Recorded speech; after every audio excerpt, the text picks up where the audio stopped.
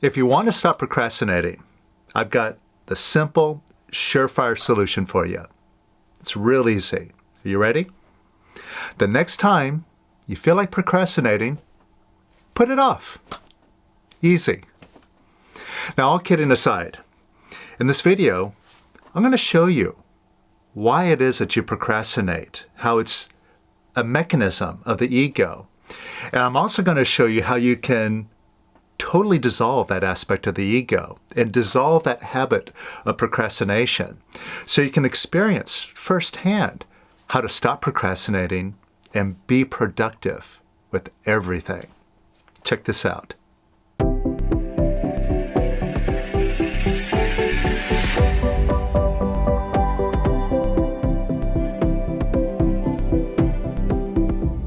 Welcome to the Power of Quiet, the simple way to self-realization.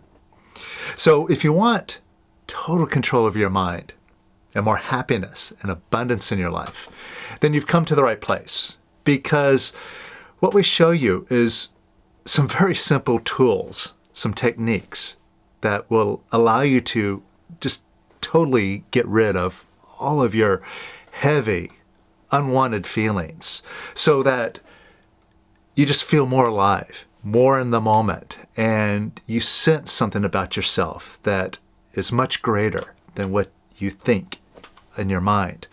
Just a presence that is so powerful, it is unstoppable. So if you want to get in touch with that and you want to bring that out, so that is the majority of what you're demonstrating in your world, is just this intense presence, then make sure to subscribe. You've come to the right place. You're going to love what we show you. Now, I want to talk about procrastination, all right? Because this is a major ego habit that just keeps us stuck in our mind and keeps us blocked from doing a lot of things we want to do. And I've had my fair share of procrastination that I participated in my life. I've been a huge procrastinator. In fact, I remember in particular, there's a period of time, and this is right before I learned how to release. This is back in the very early 2000s, and I was still a software designer at that time. And at that time, it was kind of like the beginning of social media, and I was really into Volkswagens because I'd gotten my first new car at that time, which was a 99 Volkswagen GTI VR6, and I did all sorts of work on that car with the suspension, the engine, bodywork, and I just loved that car. It was kind of like my dream car at that time. So I was everything about Volkswagens, and I was all over social media on Volkswagen forum boards. And I made a bunch of friends who are also Volkswagen enthusiasts. And we had a IRC chat that we chatted with each other all day long. And so I would chat with them throughout the day, and I would go over and read on the boards about the different cars and what people are doing and posting my own stuff. And what I was doing during this period was, here I was at my software job, and I had all sorts of projects I was responsible for, but I wasted the majority of my day screwing around on the internet, on these forums and ICQ chats all day long. Until about 4 o'clock. When I realized, oh, shoot, I haven't done anything at all today, just screwed around all day. If I want to keep my job, I better get to work, better get some stuff done here. So I would furiously, at the end of the day, just bust out all the rest of my work. And it would take me up until late in the evening. I would sometimes leave 8 o'clock, 9 o'clock at night, finally getting all my work done that I needed to for the day. And this went on for at least a year, probably a couple of years. I just had this habit of taking what should have been a normal work day and almost doubling it just screwing around and then finally having to get to grips with, I got to get my stuff done, right? So this habit of procrastination, it really screwed with my life in a major way. And when I got into releasing and I moved out to Los Angeles to help my teacher, Larry Crane, get the method out, because once I learned this method, it just took me over. I never had any clue I was going to do anything like this with my life. But the results I got from my releasing were just so dramatic. And I realized this is what I've been looking for my whole life. Right? So I moved out to LA and started hanging out with Larry to help him get the method out. And hanging out with Larry, that blew my mind, because Larry was somebody who did everything right in the moment as it needed to be done. He didn't put anything off for later. And it was almost like a running joke, because if Larry's phone rang, he never looked at the phone and said, and determined, oh, okay, I'll get back to them later. He always answered the phone when it rang. He always picked it up, took care of business right there. And it didn't matter what he was doing. If he was in a private meeting with you, he would just stop the conversation and, okay, let me just deal with this real quick. Okay, and let's continue. He would also do that in the middle of a class. He would have 30 people in front of him, be teaching the method, standing in front of the group, the phone would ring, and he would just stop, and it would be his son. Oh, hey, Scott, blah, blah, blah. Oh, yeah, blah, blah, blah, blah, blah, blah. He'd just have a conversation, finish the call, and then resume with the class. And like I said, this kind of became a running joke, because it was like, oh, okay, we got to stop and watch Larry take a phone call. But it was a demonstration how he just took whatever came in the moment and dealt with it. Another thing that I noticed about Larry was that his email box was always empty. And I don't mean it was just empty of notifications, of unread messages. It was completely empty. If I go to my email box, I tend to just keep messages in there for archival sake, just in case. But there's probably over 40,000 emails that I have from different accounts that I don't know why I still have them in there. But it just shocked me how Larry, he just completely wiped his whole email box, because as soon as an email came in, he didn't just look at it and saved it for later. As soon as he saw it, he opened that email up. If he needed to respond to it, he did. He replied to it right away and then deleted it, right? It's like, okay, I've responded to it. It's done. I don't have to think about it anymore. Gone. So that was pretty incredible to see. Just somebody be so efficient and so in the moment, where he just took care of everything. And as soon as he did it, it's done and gone. Didn't have to think about it anymore. And one more thing that I noticed about Larry was that he was extremely decisive. You see this with a lot of CEOs. And one example I can just think of off the top of my head is Donald Trump. And regardless of what you think about Donald Trump, he's somebody who's very decisive. Right or wrong, he makes a decision fast and he sticks with it. And Larry, likewise, he used to always talk about Warren Buffett and using him as an example of someone who's extremely decisive. Because there are lots of investors who will sit there and hem and haw over whether they should buy a stock or not. They're going to sit there, try to figure it out. Should I do it? Shouldn't I do it? And all the while that they're sitting there trying to figure it out, Warren Buffett's already bought and sold the thing 3 times and made a bunch of money, right? So Larry always pointed to Warren Buffett as an example of somebody who's just decisive, right? Just quick on the draw, decide and go with that decision. And that's the way that Larry was himself. He was always extremely decisive. And he operated from his intuition. And this is the thing, when you get out of your mind, you are more in tune with your intuition. And as most of you know, your intuition is always right. That's that gut feeling that you get, and you get it in an instant. Now, usually what happens is we'll get that intuition, but then we'll run into our mind, and then we'll start to doubt ourselves or second guess ourselves, our intuition. And then we'll start to worry, and then we'll be indecisive, then we procrastinate, and then we don't take any action. Whereas if we stay out of our mind, we can just go with our intuition, go with our gut feeling all the time, and we find that it's never wrong. And we can operate from that place and get lots of stuff done, not only quickly, but effortlessly, because we're not like in this should I, shouldn't I, this pushing and pulling that we tend to do when we're stuck in our mind.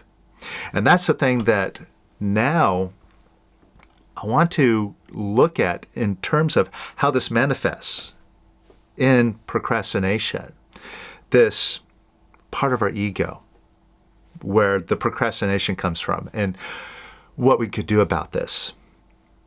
Now, as we look at the ego in terms of procrastination, a good way of looking at it is from something that Eckhart Tolle teaches about the ego, the way he describes it. See, Eckhart's main focus, as you know, is being in the now. Just being in this moment and only this moment. And that's it. Right? It's just a very simple message, a very simple process, right? If you just focus on that, being in the now is a portal that will take you all the way to freedom. That's what it did for Eckhart, and that's his message of showing others the way. But see, here's what he talks about in the ego in relation to being in the now. The ego doesn't like to be in the now. The ego is always looking for the next moment, right? It's never satisfied with this moment. It's always, okay, what's next? Or, okay, this is boring, or I'm starting to get fidgety and agitated. I need to do something else, right?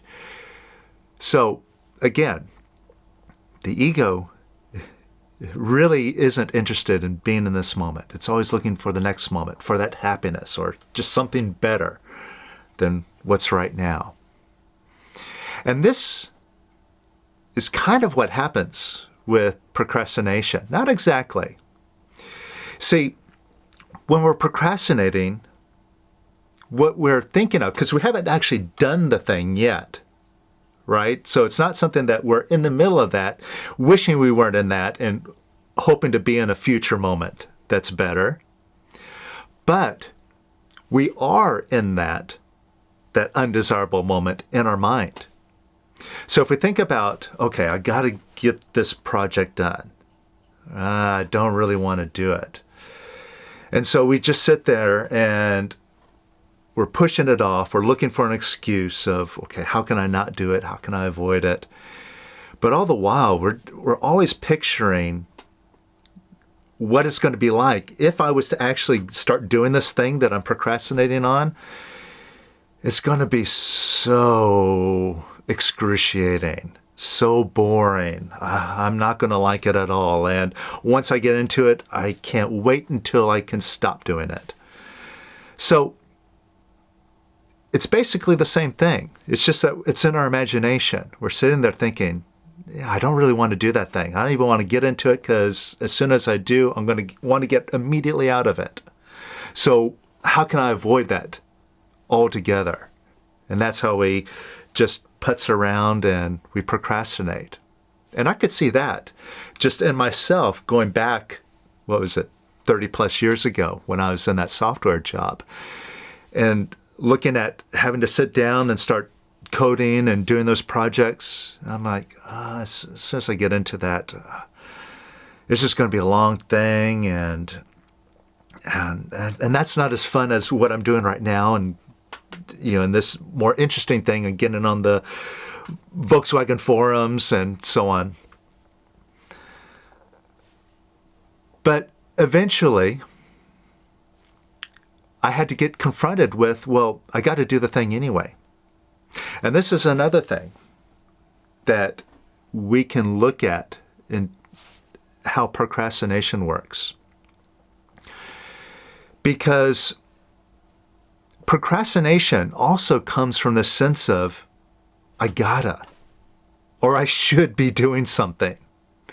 That is almost a necessary component of our process of procrastinating, is this I gotta, or I should. We're shoulding on ourselves. I should be doing this project, but I don't wanna, right? But I gotta, for whatever reason, right? Whether it's, because it has to be done, or I got to do it because it's my job. If I don't do it, they're going to fire me. They're going to find somebody else to do it, or whatever, right? We have this sense of I gotta, but at the same time, we're resisting it. And that is the key right there. That is now completely jamming up the whole thing. The resistance. See, when we come from this place of, I should be doing this, even if it's a positive thing, like I should be working on my lifelong goal, right? Even though it's like a goal that would be wonderful if I achieved it, just that thought of, I should be doing that, that should, or that gotta, that brings up resistance. And it's that resistance that we feel, it's like a wall that we're slamming into that keeps us procrastinating and from getting things done. Or, like in my case, when it came to 4 o'clock and I had to come to terms, I got to do it one way or another. There's no question about it now, that I had to do it anyway. But I still had that resistance. And even though I was doing it, the whole time I'm just fighting with the resistance, all the while that I'm doing the thing that I was procrastinating and I ultimately had to do, which guess what? That resistance I was holding on to was making the whole thing harder because I was having to fight through that feeling of resistance as I was doing it. And it just didn't feel good. And guess what? That experience of having to fight through the resistance and not feeling so great because, it's just like trudging along with concrete boots on, right? That's what it feels like when you're having to do something and you're resisting it at the same time. So that experience goes into the mind again, cementing this whole story of, every time I got to do this thing that I don't want to do, that I would rather procrastinate from doing, I know it's horrible. I know it doesn't feel good. I know it takes a long time. And the only reason is because I was resisting it. So that's the key. If we could drop the resistance, not only does it take away the misery and the heaviness out of the experience, so that we can do it and we feel light and positive and free and in the moment as we're doing it. We're experiencing, like Eckhart Tolle says, we can be in the project, be doing that work, but we could be in the moment without this need to be somewhere else, right? Oh, I'll be happier once I clock out of work and I get back home and I'm on Netflix. Oh, then I'll be happy. No, none of that goes on in the mind. I'm just present. Even when I'm in the middle of this job and I'm just with it. And I feel happy, free, light, alive, present in the moment, just feeling on top of the world. Now, in addition to that, when there's no resistance, there's like no friction in getting the job done, whatever it is. Even if it's working on your lifelong goal, there's no resistance or friction with it, which means you get results infinitely faster, at least 10 times faster. And you can certainly look at stuff that you do that you got a lot of resistance to doing, and you can clearly see for yourself when you look at these things that you got to do, that if you had no resistance, you could do them far easier and far more quickly. So let's take a look at dropping resistance, because that's easier than you think. It really is. So think about something that you got to do that you tend to procrastinate on, right? Just think about something. Right? Maybe it's something to do with your job or business. Maybe it's like a big project.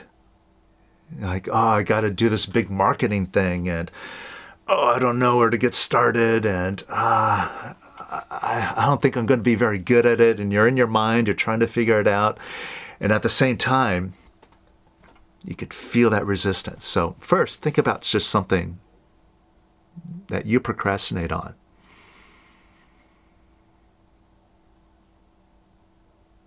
And as you think about it, look for that resistance. Now, one way that you could spot that resistance is by just bringing your focus to your stomach and your chest area, right? Right here. See, when we talk about eliminating the ego and all these ego habits that are unnecessary but seem to control us, we could very easily erase these ego habits so that we're just free to be who we really are. All right, but the thing is, we can't erase them from the mind, from the neck up. Where we can erase them is from here, our feeling center. All right, so check this out. First of all, when you think about having to do that thing that you always procrastinate on,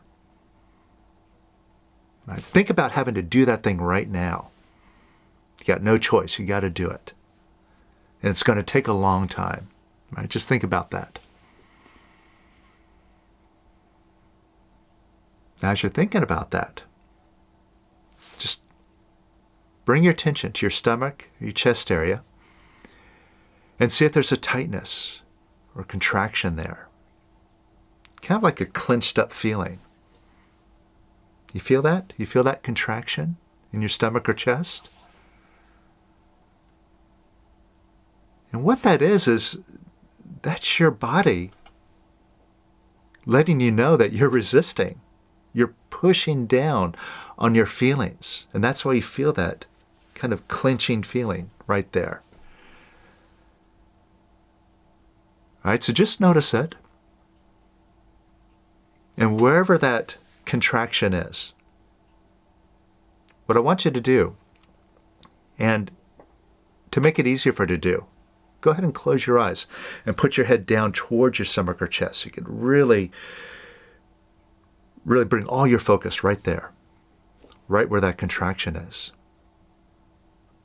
And right in front of that contraction, open up an imaginary window or door. Just right in front of that balled up crunch of energy. Just open up an imaginary door right in front of it. And now imagine that energy that's right there in that contraction moving out the door. And whatever it looks like to you, there's no wrong way of imagining it. You could imagine it as water flowing out, like turning on a faucet and just letting the water pour out. Or you could see it as smoke or bubbles moving out that door. But just imagine that energy that's in that contraction there in your stomach or chest, just going out that door right in front of it. And a little bit more. And let it go a little bit more. And some more.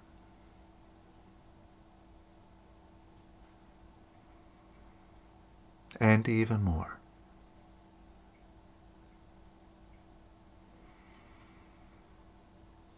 All right? And it's just energy. You don't need to know anything about it. You don't need to analyze it or examine it. You don't need to know where it came from, who gave it to you, what sort of trauma it came from in the past. It does not matter. It's just energy passing through. It's not good. It's not bad. It's just energy. Just let it go out the door now. And some more. And even more.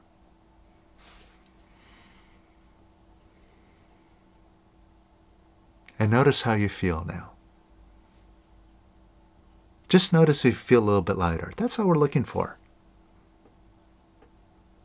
Just notice if there's a lighter feeling. And first of all, like I said, that's all we're looking for. It's showing you that you're moving in the right direction. You see, typically, when we have things like resistance or other feelings that agitate us, that we don't like, what do we typically do? And we do this automatically. We push those feelings down. It's like, oh, I don't want you here. Get out of here. So we push them down. But pushing down those feelings, that's why you feel that contraction. And it doesn't feel so good because pushing down those feelings isn't natural. They want to leave, but then you're holding them down. And not only do you end up just carrying around those heavy feelings and then adding more to them as the years go by, but when you push these feelings down, they affect your thinking. They affect how you move and act through the world and the decisions that you make. So they really can corrupt what it is that you really want to do in the world. Whereas if you just open up the door, let all the feelings up and out, you feel lighter, you feel freer, you feel happier, and you find things like you have a lot more energy to take positive action in the world.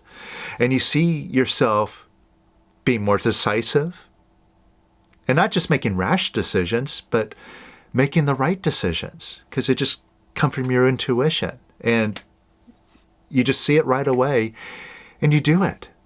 And it's done. And it's so easy as you just let this energy up and out. Now I'll show you another way to deal with resistance. All right, so think about something else, or maybe the same thing, all right, that you have to do. It's like, oh, I should do this, or I got to do this, but I'd rather not, and I tend to procrastinate about that. Again, whether it's at your business or work, or maybe it's a goal of yours that you've been trying to get a handle on and get some traction on, or just your day-to-day living chores that you got to do, right? Laundry, stuff like that. Think about something else that you procrastinate on.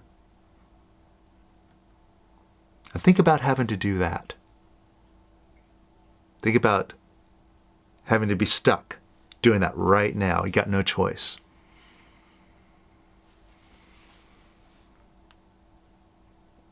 Now, you may notice that contraction showing up again. And it's basically showing there's more stuff there, and you've been pushing down on it. But we're going to release this in a slightly different way. What I want you to do is, as you're thinking about this other thing that you procrastinate on, and your resistance to doing this thing, I want you to measure that resistance on a scale of 0 to 10. 10 being the most resistant and 0 being the least resistant. How much do you resist having to do this thing that you got to do?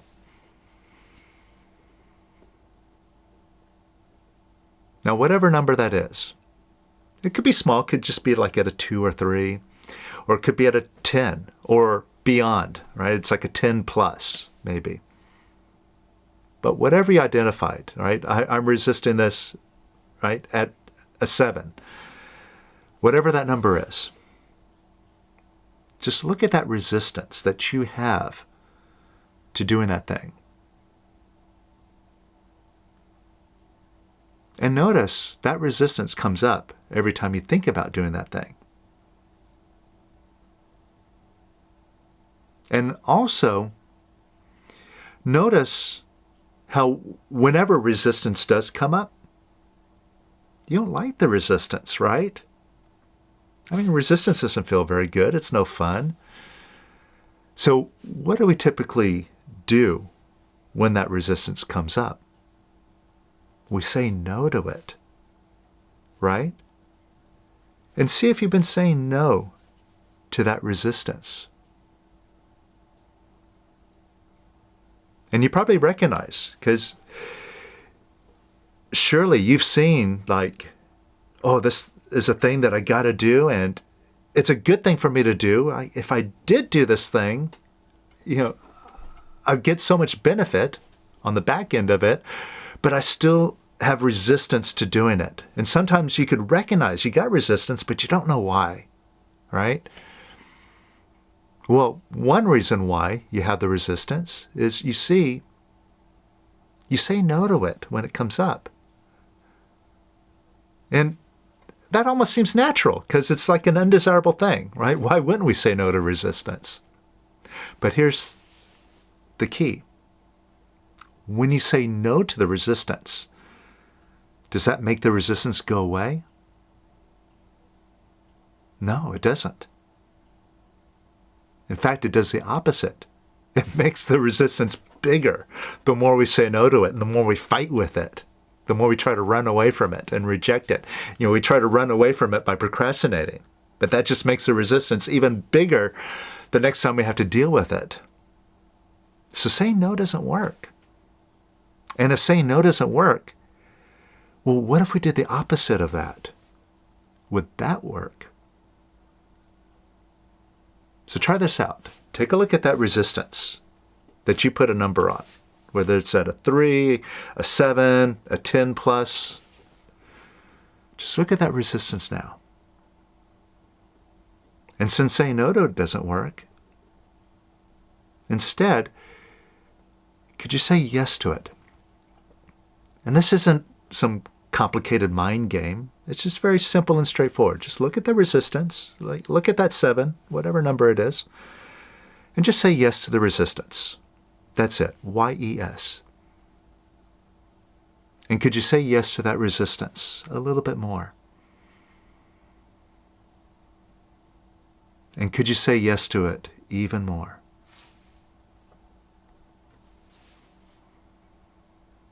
And could you say yes to the resistance even more? And could you say yes to it even more? And could you say yes to it even more?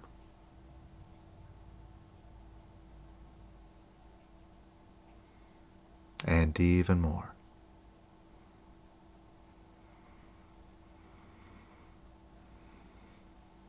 And could you say yes to it even more? And even more. And could you say yes to it even more? All right? Now measure yourself again. And see if that number changed. See if it dropped. Even if it dropped a couple of points. Or maybe it dropped a lot. Just notice. Did that number drop?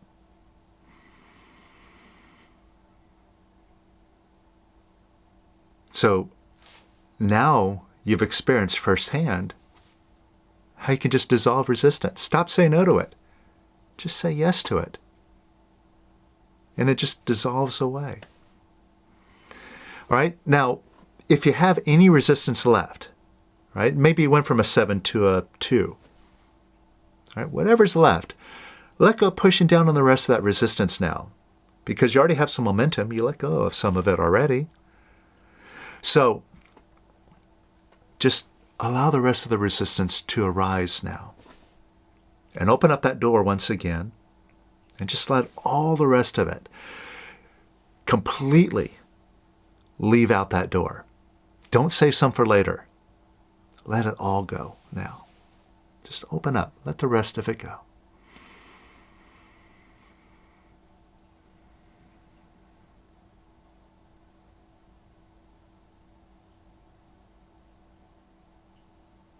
And what are you experiencing now?